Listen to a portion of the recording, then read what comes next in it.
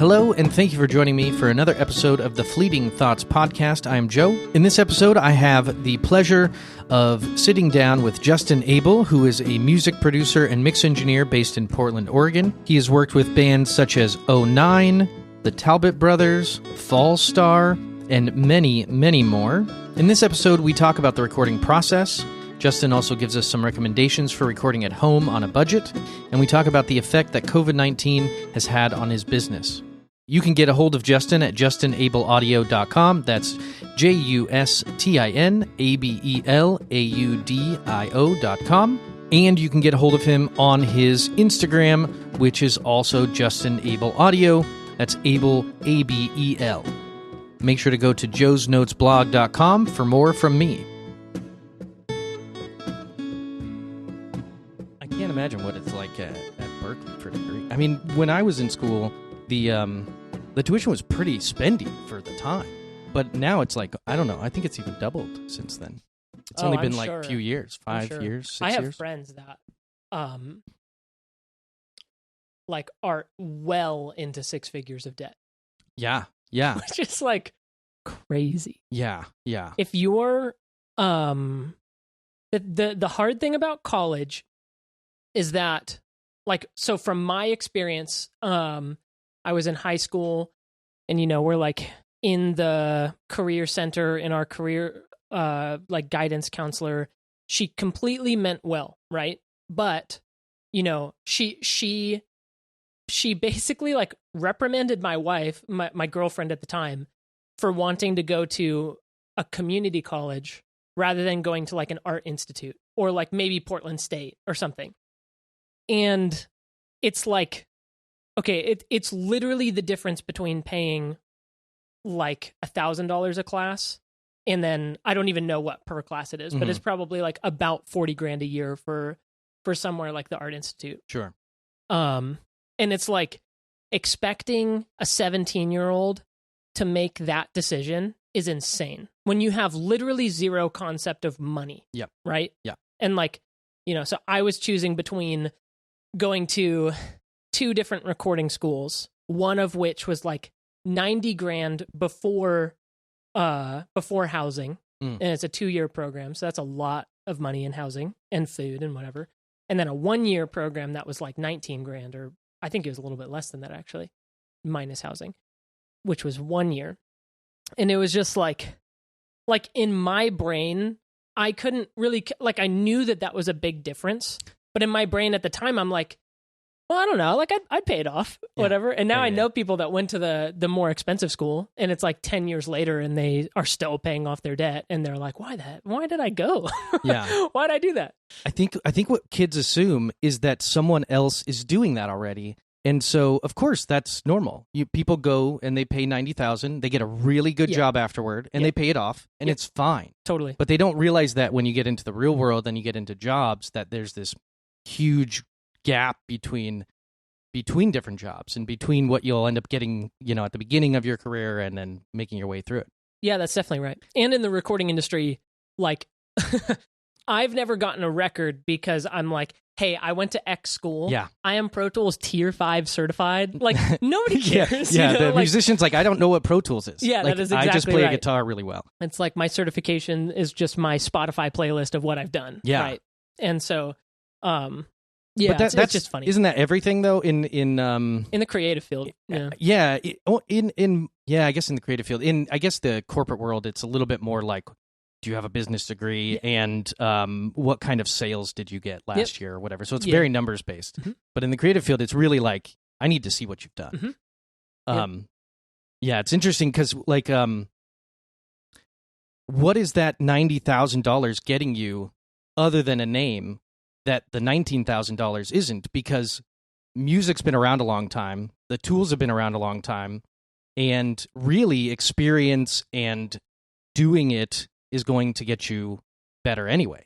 Yeah. It's not just some teacher that's more expensive necessarily. No, yeah, that's exactly right. Well, and I always tell people, trying to say this without maybe pissing people off, but like, so my time at recording school was incredible, and I learned a ton. You learn very technical knowledge that it's like, how do you mic a drum kit 1,000 different ways, right? Yeah. How do I run a session through an SSL console to a 24-track tape machine? And it's like, it's cool. Yeah. I've never done that in the real world. Sure. Like the second I started, even when I went to Nashville for my internship, it was all Pro Tools. Yeah. They had a tape machine, never got turned on. And so, but yeah, no, I always tell people, it's like, I learned a lot when I was in audio school. It was great.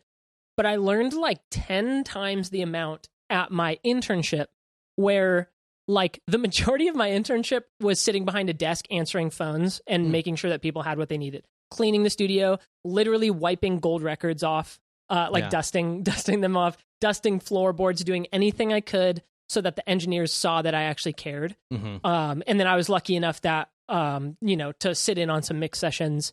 And that was what was like, oh my gosh, these are real records that are going to be coming out, and it actually matters. And that was kind of like the hard thing for me in school, was working on music that it's not going to come out, so it doesn't matter, And so, like, yeah, I always tell people, like, don't spend money on school. Find somebody that you can either like be mentored by, or there's the most incredible online resources for recording.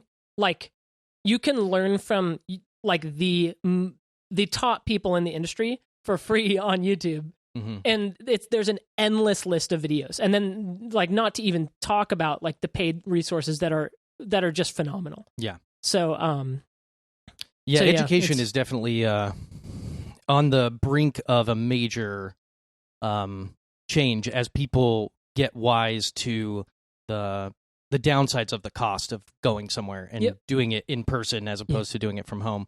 I think there's relationship type stuff, but it sounds like you got more, there was more stakes when you were an intern as far as the relationship you were building with the people you were working for, because it mattered if they got their coffee. It mattered because they were producing real stuff. Mm-hmm. And being around people who really do it, you hear the language. Yep. And I think a lot of the education is around the real world language that's used, the words that they use, the way that they communicate, the way that they solve problems. Mm-hmm. And a lot of times in the education field, in like academics, you're not really solving problems that are unique to the situation.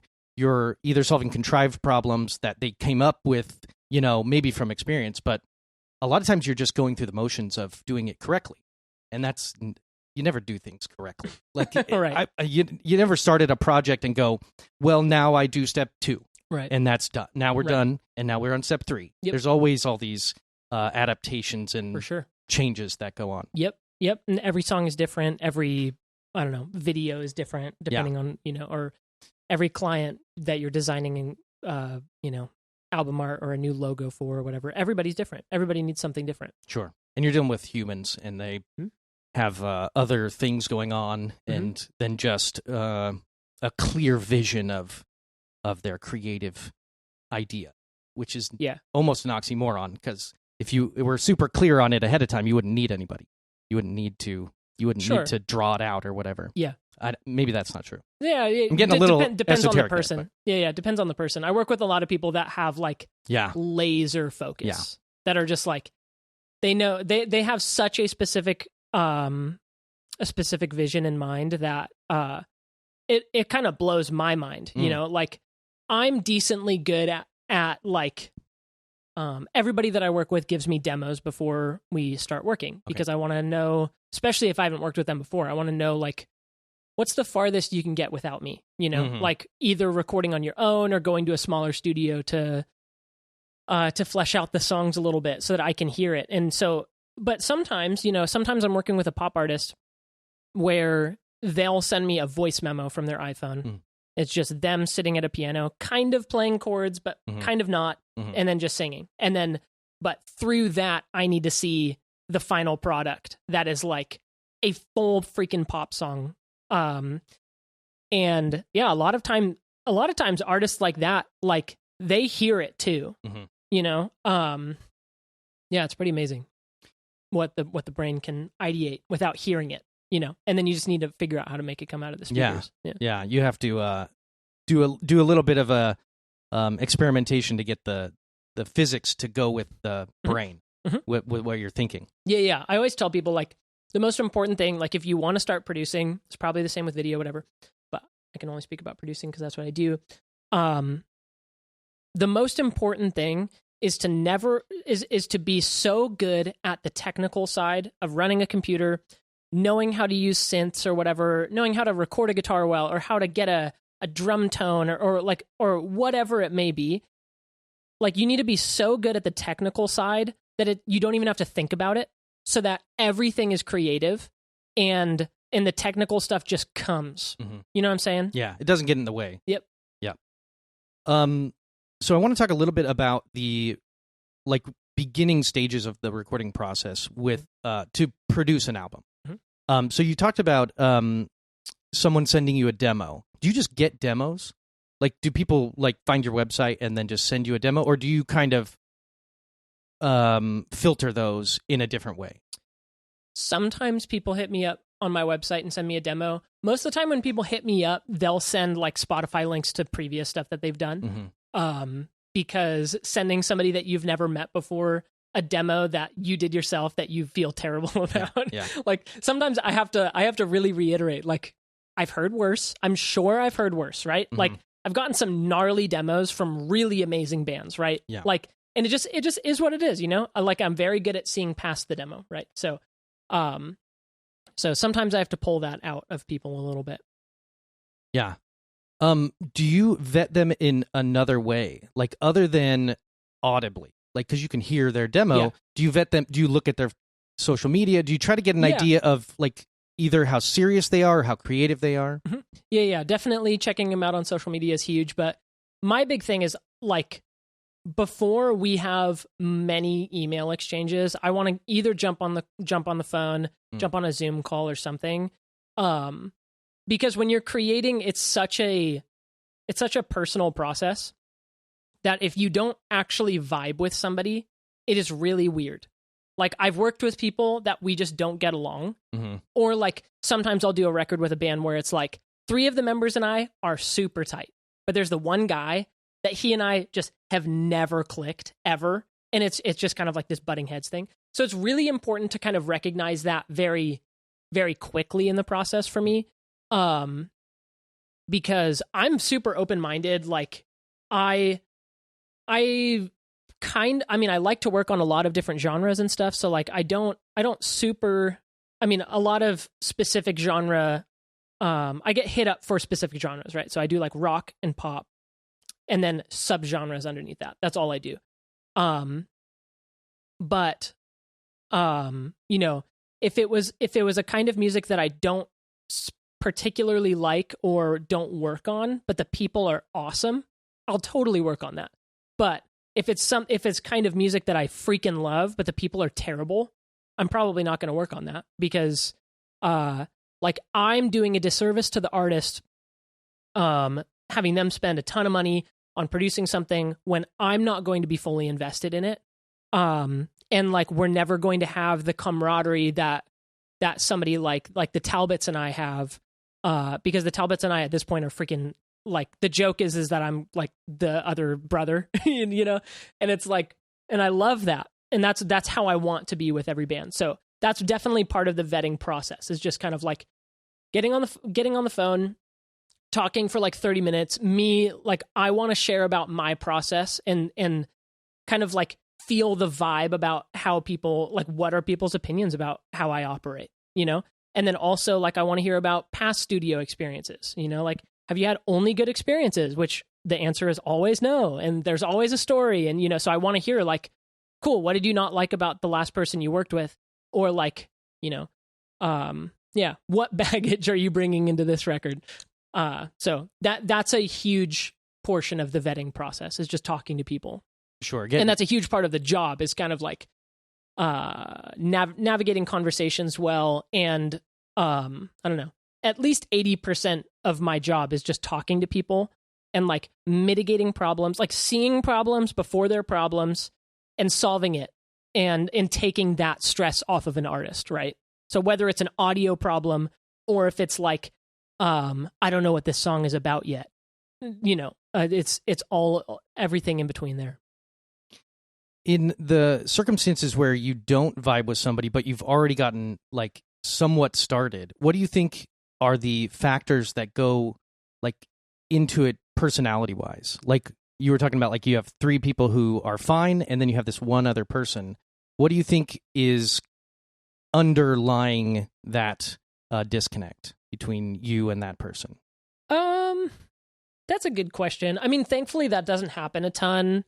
I would say probably it comes down to like kind of how I was saying, like it comes down to like a process difference where like in certain cases, like maybe 3 of the members are super on board. Like I am very much like a 2021 producer, like unapologetically. I want everything to be like as perfect as freaking possible. Like, even if it's all organic instruments, we're going to be tracking them individually. If we're tracking guitars, a lot of times for rhythm guitars, I'm tracking like a DI straight into the computer. We're monitoring a plug-in amp. And like, if we're having tuning issues, we're literally punching chord to chord or maybe like measure to measure, to get stuff literally perfect. Okay. Cause it's really important to me. And like the records that I like and am inspired by are like the most heavy hitting, freaking perfectly. Like I'm not saying that you can't have a little bit of looseness and stuff, and that's great. But, you know, I want for a song to sound like robots are playing it. Human robots are playing it. The most perfect version of this guitar player is just nailing it the whole song, right? And some people freaking hate that, right? So you know, what if the lead guitar player is like, just give me a pass of the whole song, man, I'll just vibe it. I am like not the person for that gig. You know what I mean? I'm just gonna vibe it. Yeah. Because for me, I'm like, well, the intro, vibe the intro, and then we need to spend like 10 minutes getting the tone right, because that's gonna lead guitar stuff definitely is like all amps and pedals. It's like, is this even the right guitar for this part? Okay, let's try 3 different guitars. Okay, it's definitely the Strat or whatever. Cool. Okay, now we need to figure out, should there be compression on it? No. Okay, cool. Drive. Should we go for like a British drive? American drive? Okay, try them both. Record doubles of both to see what they sound like doubled. You know, and then it's okay, now let's talk about effects, you know? So, yeah. But then that's just the intro. Then you have to go to the verse. Are you playing in the verse? Yes. What are you playing? Well, I'm playing a really tight picking thing. Okay, so we're probably going to record a DI for that so I can edit it and then we'll reamp it. So it's like, I don't know. Basically like every part of a song that I work on, like every measure, every freaking note, generally there's a bit of a conversation behind it. Because I want for everything to sound very intentional. You know, I don't want for a part to go by where the listener, like an average listener, is just kind of like, oh yeah, I don't know why. It just kind of like lost me after the chorus. But there's definitely like a reason that it lost you after the chorus, you know? Totally. So I don't know. I take it really seriously. And so yeah, I can understand, a lot of people, you know, there's a lot of musicians that really like I want to get into the studio and like we play we jam in our practice space and like that's the sound of the band, right? And it's like that's cool. And there's a lot of people in town that do that really good. But that's just not how I like to work. It seems like when I've listened to other people talk about the differences between the recording studio and live is exactly what you're talking about, which is precision. Yep. Because I think it's, to me as a listener mostly and amateur music maker nowadays, it's really fun to just play. But when I try to put something on YouTube or something like that, and I know people are going to listen to it, even if nobody really listens to it, there's this other level of self-consciousness that I lay onto it, and it's about 1,000-fold when it comes to a record that you're expecting people to purchase. Yeah. And people are going to listen to it over and over again. Musicians are going to hear the differences between one note and another note.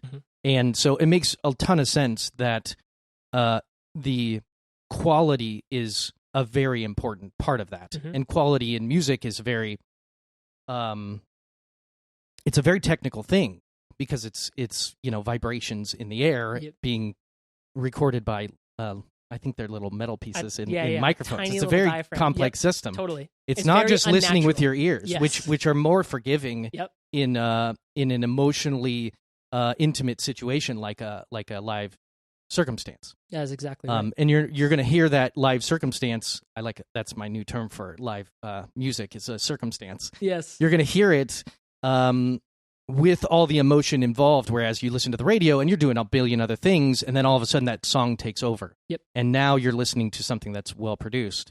Does that? You were talking about tone, and my first thought was, well, there's a billion different tones that you can come up with. But I suppose when you talk about a song's tone overall, it's emotional tone. Is that kind of what you mean when you get the tone of the guitar to match the song? So does that really start with the feeling of the song, even if there's no lyrics first? I would imagine lyrics come sometimes first and sometimes second. Yeah, it depends. So if there's lyrics, you kind of can get the emotion out of it, but then, somebody, comes up with a riff or something, and then you need that tone to continue or something like that. Or maybe you want to change the tone. Yep. So is that kind of what you're looking for when you start the process of making a full-fledged song? What is the tone, really? Yeah. Yeah. Tone, like the tone of a song, or like guitars, drums, bass, whatever. It's based on a lot of things. Like, it's important to me, excuse me. It's important to me, like, to, like, I want reference tracks from the band. Like, what are you actually vibing right now? Right. So it's like, if I'm working with a band that is super into The Story So Far, right? Like their newest record, Proper Dose, like, that's a very different reference than, like a band that really loves All Time Low's new record. Cause those records could not sound more dissimilar. Right. So it's like, starting from the aspect of, like, as a whole sonic picture, what are we trying to do? That's a big one. And then as far as, like, finding the right guitar tone, or like lead guitar tone in particular, I don't like to do lead guitars before we do have a vocal down. That is like the lead vocal, even if it's a scratch. But if it's a scratch vocal, at least it needs to be like hitting around the right notes, even if we change the melody a little bit. Because the vocal is the most important thing. It's like, I've been talking a lot about instruments and stuff because it's, to me, tracking instruments is a lot more intense and hard, quote unquote, than tracking a vocal for the most part. Like, I'm fortunate to work with a lot of singers that are just beyond capable. And so, which makes recording vocals really fun and not stressful, which that's not always the case. But like, so yeah, if we have a chorus that is just super driving, and the vocal is like very present the whole time, doing like a decently busy part. Okay. That informs a lot about what the lead guitar should be doing, because the lead guitar should be in a range that is not in the vocals range. So we know where the vocal is. So the guitar needs to either play above that or below that. And it needs to be playing something most likely less complicated than what the vocal melody is, right? Something to always keep in mind is, like, I believe this is true, that the human ear / brain can only hear 3 sounds at a time. And so, like, that's why, like, I can listen to a song and get to the end of the song and realize I never heard the voice at all, because I was listening to the snare and the kick and, like, the way the overheads were interacting, or like something super stupid, right? And then you get to the end, and it's like, oh no, I wanted to hear what the actual song was. I just got distracted because I was listening to 3 things, right? And so that's something I keep in mind a lot, is like, not having, a tone of something, or like even a part, like, overshadow the more important things. Like, we're trying to guide the listener's experience,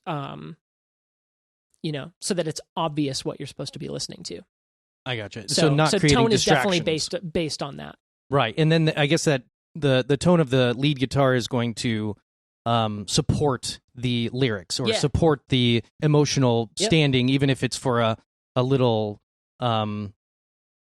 what is it called? A tangent off. Yep. Like you're coming off so you can come back. Yeah, totally. And then get back into because it really is, I think, I don't know when it started, but it seems like classical music is like, there's no lyrics. It's just all the kind of extravagance of music itself. Yeah. And in that era, I'm sure that it was just maybe I'm trying to understand like what goes into the appreciation of music over music with lyrics. Like if you play an instrument, it's not hard to watch someone else play that instrument and get what's happening. Mm-hmm. But if you've never played any instruments and all you're doing is listening to music and you don't know what each instrument is, Mm-hmm. I could see why that would be less exciting. So I'm wondering if maybe that change to the shorter song with lyrics that is more emotionally apparent is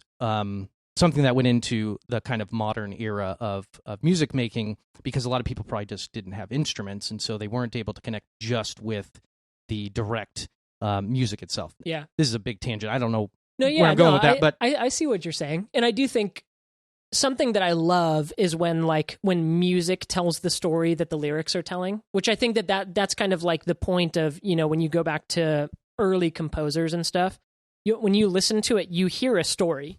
Or like operas, that's a huge one. It's like you can't understand what these people are saying, but you can you get the gist of it if you listen to the whole thing, right? And so I love it when there's songs. I'm just about to work on this song that like the verse is really dark and moody, and lyrically it's like I can't remember exactly what the song is about, but it's it's like this grind, a struggle, right? And then the chorus becomes completely major because it's like this glimmer of hope, right? And so if you muted the vocal, you would still kind of get what the song is doing, right? It's like there's some sort of struggle, and then there's this feeling of hope. And so I don't know. Yeah. Music is a really powerful thing. It's pretty amazing. Yeah. Yeah. I agree. So I wanted to talk a little bit about gear, and I thought I might ask you, I have this little podcasting setup that I've had for long enough that I probably should look into maybe upgrading at some point. But what do you think about this? This is designed exclusively just for talking. But recently I've been trying to record at home. And I know a lot of people are recording at home. That is with everybody being at home because of COVID. That is obviously a huge new industry in general for gear makers, definitely, and for educational purposes. So maybe you can comment on this if you want. This is not exciting, but if you had any tips for somebody who's recording at home, music, lyrics, vocals, is there any kind of starting gear, starting budget, and then maybe software recommendation? Yeah, definitely. The thing that's really encouraging is that there's a band that I worked with that the demos that they gave me are the best sounding demos I've ever received, right? They sound like so heavy hitting, full rock band. It sounds insane. I'm like, where did you guys do this? This sounds great. The guitar player did it entirely on his iPhone in GarageBand. And it sounds legitimately huge. I love it when I get demos from bands that sound intimidating. You're like, oh, I hope I can beat that. You know what I mean? Mm-hmm. It sounded really good. So that should be an encouragement. So if you have a really minimal budget, I don't know what any of this stuff is called, but I know that there's guitar interfaces that you can plug directly into your phone. Mm-hmm. And I'm sure that there's an Android app that is a recording software. I'm not really sure. But I know for iPhone, GarageBand is free. You can program drums. They already have samples in there. You can program bass or play bass into it, so definitely that. If you have a computer, I can only speak on Apple stuff because that's all I own. GarageBand's freaking free. And as far as I know, it's great. The next thing up in the Apple world would be Logic, that's what I started on when I was in high school, and I actually started recording. I got Logic, and everybody has heard records that have been done in Logic. It's a real DAW. It's definitely a real tool. So kind of depending on what you want to do, or how much money you want to spend, would kind of determine that. But as far as mics, mm-hmm. You really can't go wrong with a 57, just a Shure SM57. It's $100, and you can record everything with that, and it's going to be fine. Right? What style of microphone? What is it like a dynamic? It's a dynamic mic. Okay. Yep. And so like I have a ton of them. I use a vintage one on snare top. I have a bunch of new ones that I like on guitar cabs. Mm-hmm. I've recorded vocals on it. You can use them for like literally anything. Okay. They sound cool on acoustic guitars. So yeah, it's definitely not like a hi-fi mic because it's a dynamic mic, but I would absolutely recommend getting a 57 over getting like a $100 condenser mic, because if you buy a $100 condenser mic, they're generally speaking super bright. They sound cheap. Like I can pick out, there's a specific model of that I won't say, but there's a specific model that I've received files from so many times that I hear when an artist is using this mic, and it is just the bane of my existence. So yeah, I would definitely say save your money for like a maybe $300 or $400 range condenser mic, or I gotcha. Yeah, stay in the 57 range. Condenser is kind of is this a condenser type? Yeah, so that it always reminds me of like radio. For somebody who's is that the case where a lot of old school radio mics were like that? They look like this kind of. Oh, you know what I'm talking about? Yep. Like now, new radio and podcasts, I'm using this mic. Yeah. This is a dynamic mic. Yep. I believe. Yeah. And like a lot of podcasts are like SM7s. Yeah. Kind of same idea. What about, I see like, I watch those NPR Tiny Desks. Yeah. Which are great. Yep. I'm like, I'm just going to like watch one video. Never going to happen. But they use a lot of shotgun style. Yes. What is that called? Yeah, I don't know what they're using. They might be using like shotgun. a Rode or but it is a lot shotgun. of them are Rhodes. They're long. Yep. And they have a little bit more of a narrow field. And so I was thinking about maybe getting one of those because I see so many people using it. Yeah. Because I've been using these mics and this setup pretty much. Because this is the nicest recording setup that I have. Yeah, for sure. But I'm only recording one mic at a time, which is as somebody who has no training and I'm just doing it. I've found that that's manageable. That is definitely what I would recommend. Okay, good. Because I've been thinking about going to two mics only because I have the acoustic guitar, and I was thinking maybe I would mic the acoustic part and the amp because it's an acoustic electric. Oh, I see. But that sounds real freaky to me and gets a little complicated as far as delay or something like that. You're exactly right. And I watched a video where a guy was using two mics on, they were both pointing at his acoustic, and he was like, if you don't put them balanced from each other, then you get this delay. Phase issues. Yeah, phase. And that kind of not scared me, but it was like, well, I could try that and just see what happens. Yeah, you should try it. Everybody should everybody should experiment. That's how, I mean, I've done a brick ton of experimenting, and that's how I know what I know, and you don't know that something sucks until you try it yourself. Like, don't trust anybody on YouTube. There's amazing people on YouTube, but just if you have two mics, try it. Even if you have terrible mics, try it. For acoustic guitar especially, I don't think it would be worth plugging your guitar into an amp and then miking the amp. Okay, definitely just mic the guitar itself. Yeah, that is definitely the way to go. There's almost no noise or electronic noise when I do that. It actually so I have a really cheap amp that I got, just to start with my electric guitar, and when I mic that, it's just noisy as all hell. Like there's just buzz going on. Yeah. And I can mitigate that a little bit with an EQ. Yeah. But it's never awesome, and I don't like that. So then part of the reason to getting the acoustic was just I want to be able to play whenever. I don't want to have to deal with turning it on and all that. And I like the sound of acoustic, but it was also to get just to do the raw, sound from the guitar, which doesn't have any electronic noise in it. And I immediately was like, now I'm hearing me. I'm not hearing the amp. For sure. But what I found is the acoustic electric I have is less noisy than the electric that I have, which I think might have to do with the quality of the products that I have there. That's probably right. It's hard.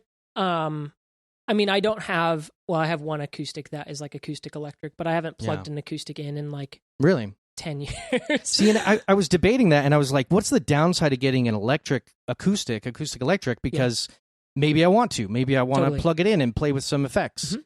But the main reason I got it was just to play. Yeah. Just Yeah. a little more country sound, and at least that's kind of what I've been, switching between the two for. Yeah. And I can't stop doing it, so I just keep like doing little recordings. So like for the beginning of this podcast, I'm going to record something. I don't know what it's going to be, Yeah. but even though I'm very amateurish and I can tell, I want to be able to start recording because I think that's a really good way to listen to it to get better. And I don't mind sharing the process. For So sure. I've been putting out I YouTube think that's videos. awesome, dude. From like the first week I got the guitar, and almost every month I record something, and I just put it out there for myself mostly, so I can watch that progress. And it's kind of amazing how much a year of continued effort can do, and how much I still feel like I haven't done anything. Yeah, man. Because there's so much to music and music theory, and I'm diving into, I do. One day I'll be like, okay, I'm going to just do scales. And then I get like, I'll do that for like a day with metronome. And I feel like I'm like, that's probably the best progress I make. That's really good to as far as like feeling like I'm obviously getting better. Yep. And then I'll go like, I don't want to do that for to the next day. And I'll just play like, just chord changes, just random chord changes, fairly random. I know like 10 chords, maybe. Yeah, it's all good. Maybe less. So anyway, it's been really fun to dive into it and to record it, and I know that a lot of people are doing that, and much better musicians than I are going through this online type of world where they can't play live. They need to be playing on Instagram. They need to start a YouTube channel. So I think that's a good segue to talk about kind of where the industry has changed, and maybe it'll come back in the same way that it was, but I don't think the online stuff's going to go away. Because, like you said, you can do it with an iPhone, and you can get a pretty decent audience doing that. I don't think there's much money in the YouTube world, really, for most people. Mm-hmm. So, or Instagram or whatever. Mm-hmm. So live has got to come back. We got to figure out how to get live back. Yeah. So I wanted to talk a little bit about 2020. In that. Like, I don't know if maybe we could just start by kind of like the beginning around March-ish. Like, what was your experience finding out that there were all these new restrictions and people are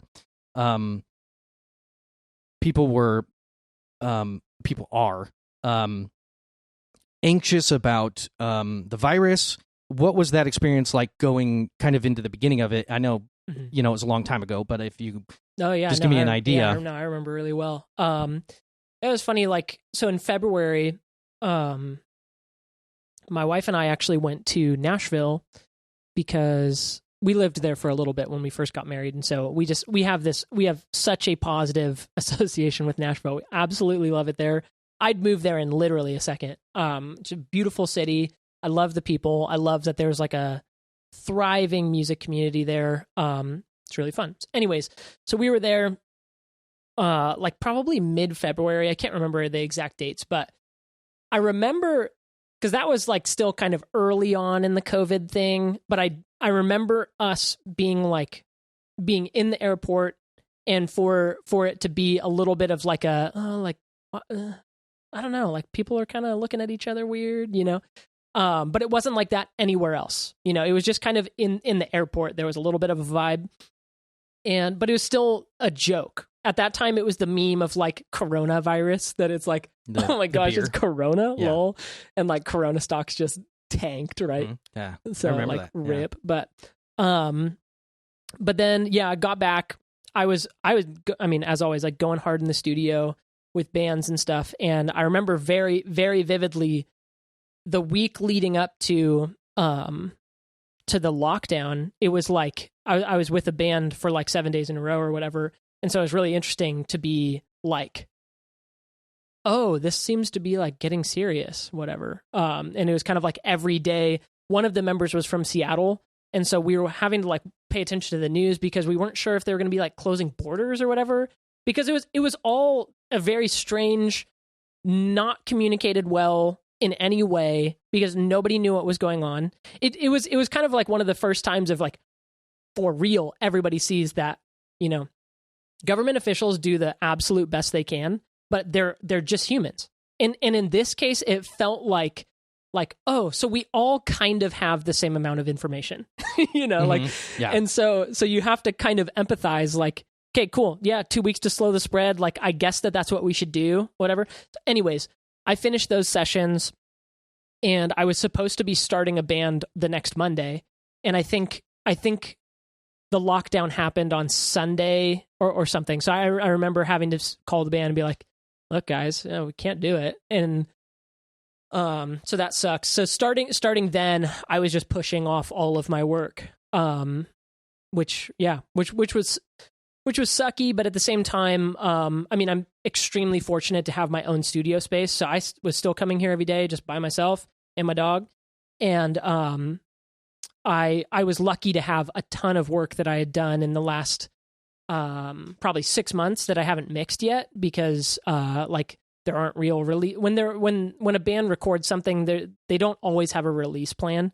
And so until a band has an actual release plan, sometimes I won't touch it because other people that I'm working with have really hard deadlines that I need to meet. So anyways, coronavirus for a couple people was sick because I was busting out mixes at least 4 months sooner than they thought. So that was kind of cool.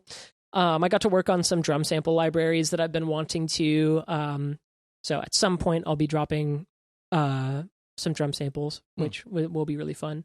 And then at the same time, I just kind of had to pivot to, I was getting hired a lot to just mix stuff that was like, churches were still really going hard. So I got a lot of files from churches that it's like, yeah, we did this on Sunday. It'd be really cool to have it sound really good and release it. So I did a couple things like that. And then I've done a ton of Zoom based writing and production stuff. So it was it's probably March, April-ish. I started doing pre-pro with bands where I can stream my Pro Tools session, high quality audio. So it's as if they're here. It sounds just as well, they're not listening to my speakers, but they can be at home. They can be in the car listening to it. They can be anywhere, right? Because it's just like an app. And seeing my Pro Tools screen and just laying down ideas. People are sending me DIs and I'm putting them in, recording vocals myself, and I don't know, just kind of making songs happen in this okay, I guess this is how we have to write from now on. So I did a lot of that, and thankfully 2020 didn't slow down for me at all, which is nice. An absolute blessing. I'm so thankful to all the artists that still kept me super busy. And did you find that people were generally adapted, like the adaptation to doing it remotely was because we had the technology kind of already in place. You have to kind of figure it out. But did you find that was not much of a barrier? Yeah. Most people had everything already. Yeah. Everybody, especially for that setup specifically, it's if you have a phone that is connected to the internet, you can do that. Right. Yeah. So, which almost everybody has that. So, there's it was kind of a scenario that, for me, technically I had to work out how to do it. Right. Mm-hmm. So I had to figure out, there's a great company called Audio Movers that has an app that is amazing. And Zoom has been incredible. And so I had to figure out on my end, how do I have the best sounding audio coming out?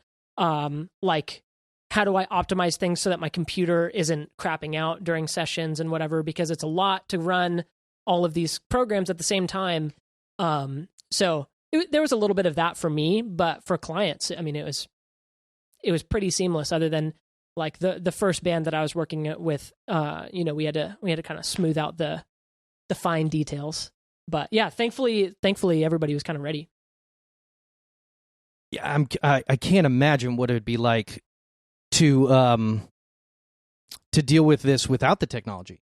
You would get a newspaper and it said, this headline of panic, and you would be like, well, should I take that? This is just a newspaper. I haven't seen any issues, and so it would be very interesting And obviously with music, I mean, at some point, even in the past when there's been a pandemic, I remember seeing a photo of people with masks, but they were still at a baseball game. So it was kind of like, we'll do obviously. Germ theory and communication is very different now. Yeah, and people are very health conscious, obviously now than they probably ever have been. So it's very interesting because I bet people would have continued to go to live events, but there'd be some people who just wouldn't. And I don't think it would be that different, but I think the technology kind of shows it smooths the way for a lot of people. But I guess this year really. Technology was not enough for the people who just couldn't go to work, where they have to be in the same space. A lot of different industries, especially things that were deemed unessential, which I find mildly offensive personally, even though it didn't affect me that way. To talk about things as essential or not is a kind of choice when it comes to people's livelihoods, but like you're just saying that, like you're just making that judgment call and affecting people, which I find problematic. But so I'm the technology, especially like my brother, he works in IT, and if anything, his job has just showed how he never really needs to be in an office, and he can just do it all from home. And I know another friend of mine, he's in IT, and he goes to an office building once a week, essentially now.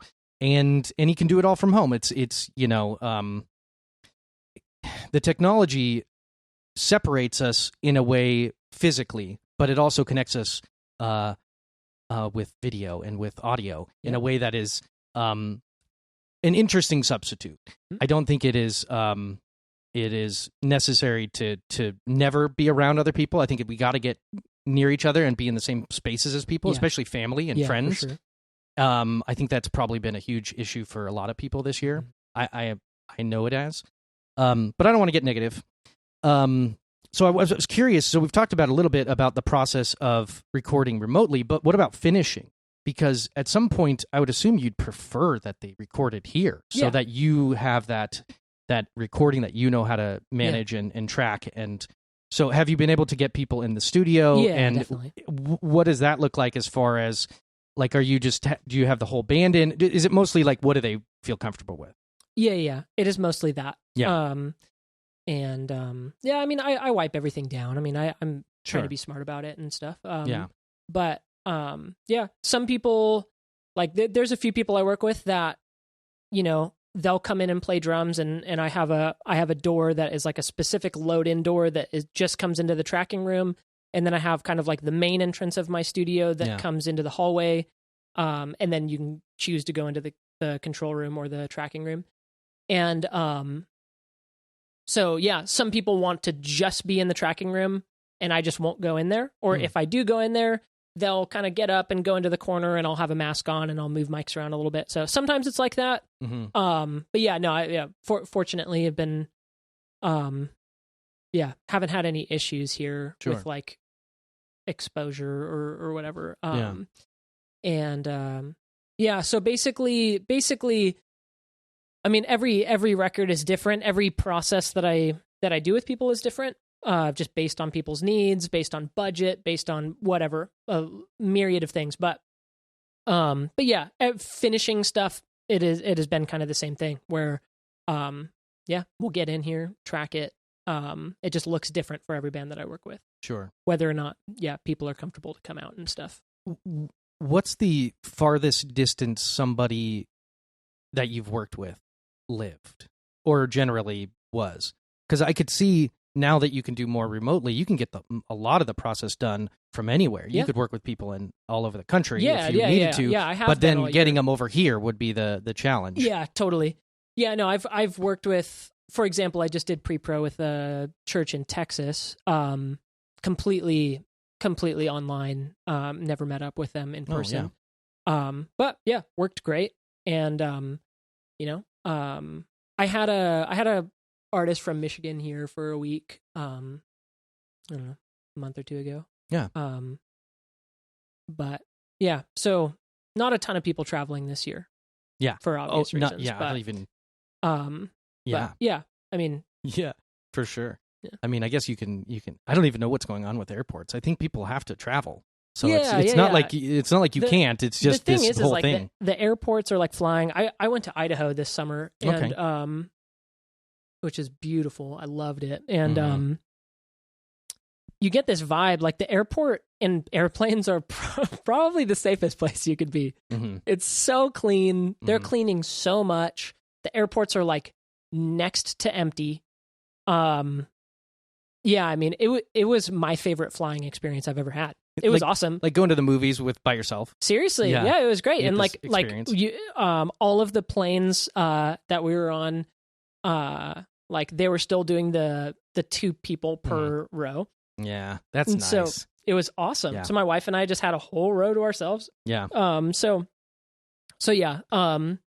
Yeah. Generally speaking, people haven't been like super worried about traveling here. It's just been more of like a logistical thing. Like can people afford it? You know, whatever. Sure. Yeah. So I think we're at 50 minutes now, and I wanted to thank you for having me here. Yeah, it's dude. wonderful to be back in your studio, and thank you for sharing with me. I was going to ask, what are some artists that you're working with, or in general, that you are excited about, that are coming up, that people should look into? Totally. Do you have a select group of people that people should check out? Absolutely. The list is plentiful, so I'm going to have to think. Definitely check out 09. It is just 09 is the band. It's an incredible band. We're working on a full length right now. They just released a song that we did with featuring Maddie Mullins from Memphis Mayfire. But we just announced a bunch of new artists that we're featuring. So if you're a fan of Seosin, Sleeping with Sirens, Dayseeker, if you're a fan of any of those bands, check out 09 because there's very exciting stuff coming. Check out the Talbot Brothers. I love those guys. I did their last 2 records, Gray and Ghost Talker, a couple singles. There was like an acoustic EP that we did too. Everything's killer. There's more stuff to come. That's all I can say. And check out Bo Bascoro if you're into kind of like 80s dream pop. He's just about to drop an EP that is really dope that we just finished up. Check out the band Glacier Veins. They're on Equal Vision. I did their newest record. And they're incredible too. The list goes on. I could literally spout so many people off, but those are at the top of my head. Yeah. Sure. Check out all of those bands. Nice. And are those bands available on Spotify? I would assume. Yeah. Everybody's on Spotify. Oh, another one that if you're super into heavy bands, check out Fallstar. Okay. They're releasing a new record called Sunbreather that I mixed. And it's really good. It's very heavy, but it's very, very cool. Nice.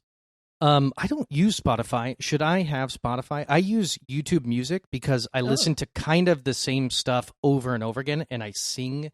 So I'm kind of trying to memorize some of my favorite songs. Nice, yeah. And I sing in the car on the way to work and stuff. Totally. Somewhat as a meditation because it's like a nice way to like start, like decompress or something. To be a little bit more positive as I'm going into work. And I've also been trying to, along with learning the guitar, I've been trying to learn. I was playing the ukulele before that, and I tried the violin, which was I have set aside. I'm not abandoning it. Other thing. But the violin, after a couple years of progress with no, anyway, I don't want to go into it. Yeah. But anyway, I just don't listen to a lot of a variety. But I definitely want to be able to listen to new things, and I that's why, like, on YouTube, sometimes I'll just go on these long runs of just finding all these new artists. Yep. One that I found that I just was like dumbfounded by was Daka Braka, this Russian band who's like very very rhythmic, very very interesting. And then have you ever heard of Coulter Wall? I don't think so. He's a country artist who has a crazy voice. It's really, really dark and deep, and it almost sounds like there's an effect on it. Like, I'm not sure because it sounds like him. Yeah. But maybe they're doing something to make it sound a little more gruff. Sure. And his voice doesn't really match his appearance. Anyway, I would recommend checking it out just for the unique sound. So I appreciate you having me. How can people get a hold of you?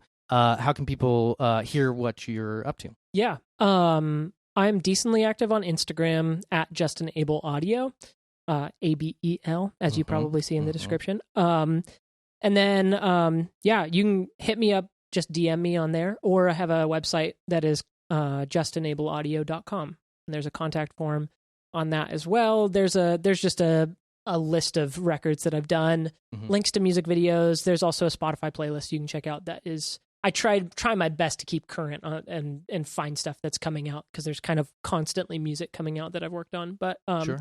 Yeah, check that all out and fill out my contact form if you want to say hey. Even if you're not looking to work with me, feel free to say hey. And cool. If you want to figure out how to record at home or whatever, happy to help. Oh, that's awesome. Well, I appreciate it again. Justin, thank you for being on my podcast. Yeah, thank you. I appreciate being asked. All right. Thank you for joining me for this episode of the Fleeting Thoughts podcast. Make sure to go to joesnotesblog.com for more from me. I would also invite you to check out my new YouTube channel. Go to joesnotesblog.com/service to check that out.